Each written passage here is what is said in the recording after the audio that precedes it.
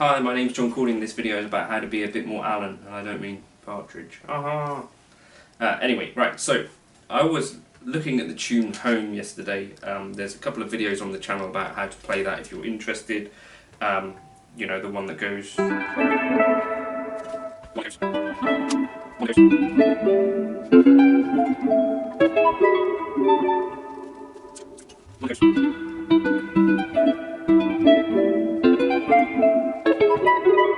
I need to look at it a bit more, but... And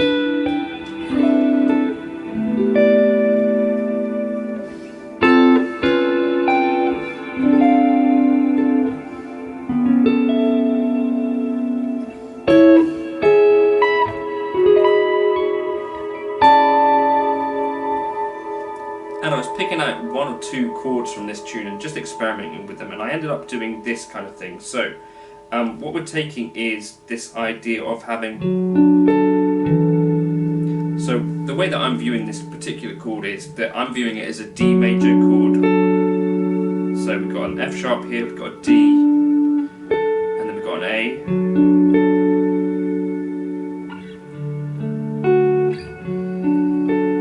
And then we've got an E in the bass, which is the 9 of a D major chord. And what I was experimenting doing, so you could play that down here as well. A bit difficult, and here as well.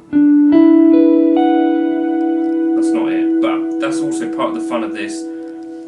Getting the chord wrong can sometimes yield really nice sounds. So that's a D, an E, a B, and an F sharp. It's not what we're looking for. What we're looking for is this. That's actually what we're looking for, right? A D there, an E, an F sharp, and an A. So that's an octave down. And then down here is very difficult to play. So take one Allan Holdsworth chord and start experimenting with it. So what I was doing, like you see there, just trying to play it around the fretboard. Mistakes will happen, and that's also fine, because it can let you find other new cool sounding stuff.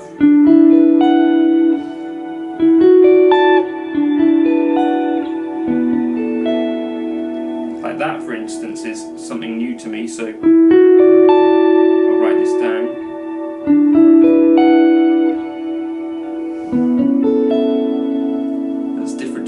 First time. I'll just check back on the video what it was, but I think it was something like the first, then the D one, then something like that. It's got a really beautiful sound, I think. Anyway, so what I was doing, I took this chord, and so you've got your, so I'm thinking of this as your 9. This is your 3rd, the F sharp. This is the root, and then this A as the 5th. But what if we change this D to an F sharp? Now I'm hearing that as the 7, the F sharp as the root, the C sharp as the 5th, and then our 3rd up in the top there with the A. So that little movement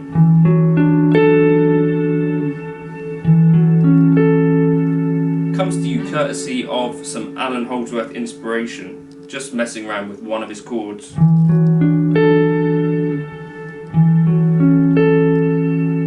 And then I thought, okay, well this sounds like maybe it wants to move. So I moved that A down to a G sharp, which is then like the 9 of that F sharp minor. And we've still got the 7th in the bass. And then I thought, this note here sounds to me now like it wants to move from this to here.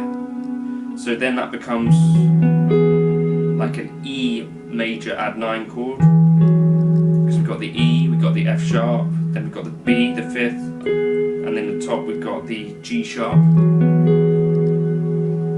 So the entire movement then that I came up with,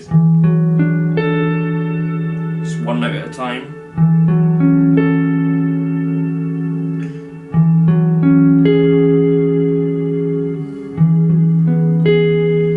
And obviously I didn't mean for my fat ring finger to get in the way there.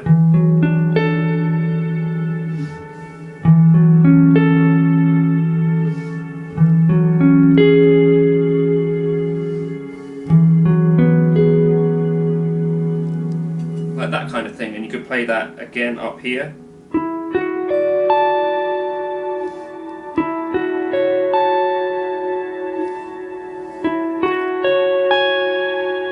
Then where we're going to go like that, so that's going to be a bit tricky.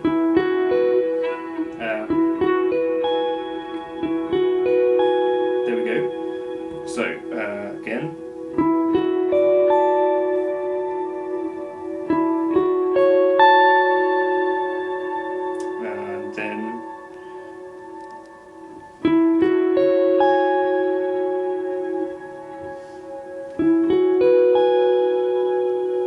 I thought that's got a really pretty sound. Then one other little thing that I just wanted to show you, which again, these chords will go up on Patreon for those who want to check them out.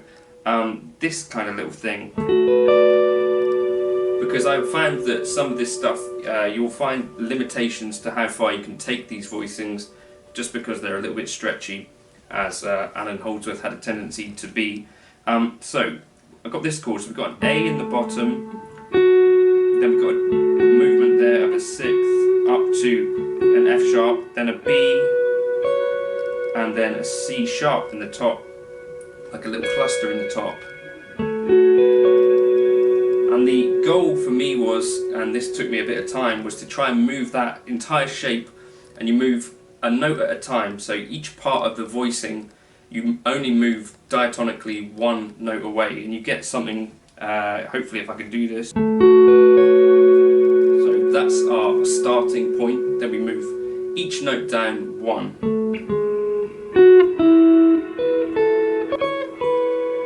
So you get from here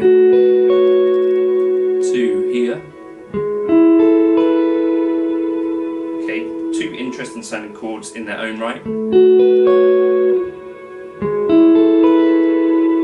And then I thought, okay, we'll move that down again, and then you get this kind of thing. Okay, and then again, and then again, and then again, okay, and then one more,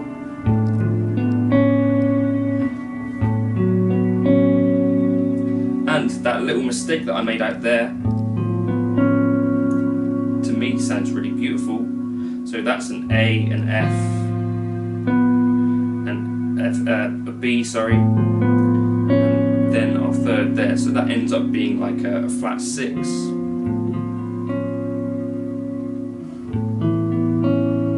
Really beautiful sound, which was something I discovered earlier as well.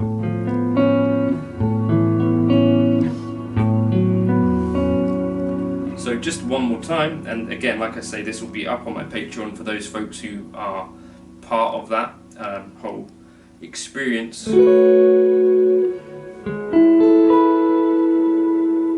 then one more. Okay, then one more. And then one more. And again.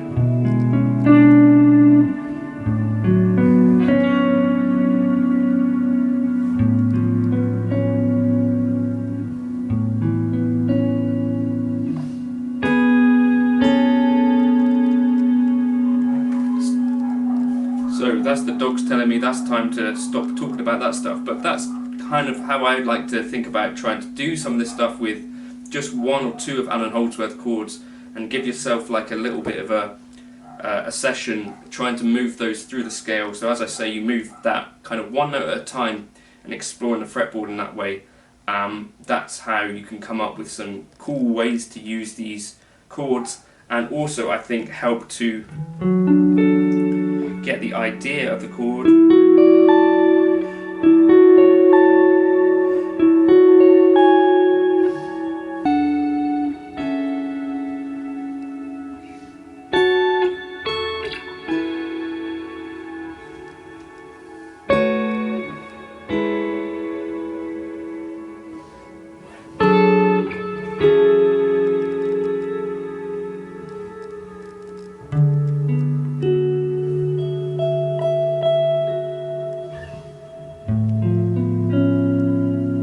and maybe surprise you and, I don't know, someone else. Hopefully that was vaguely interesting.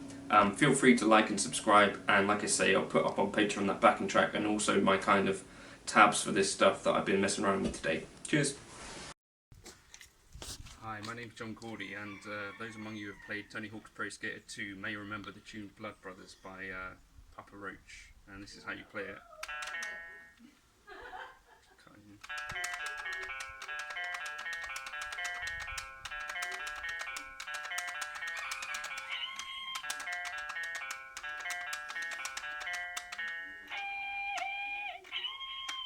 And if you look closely, welcome to Chad Valley.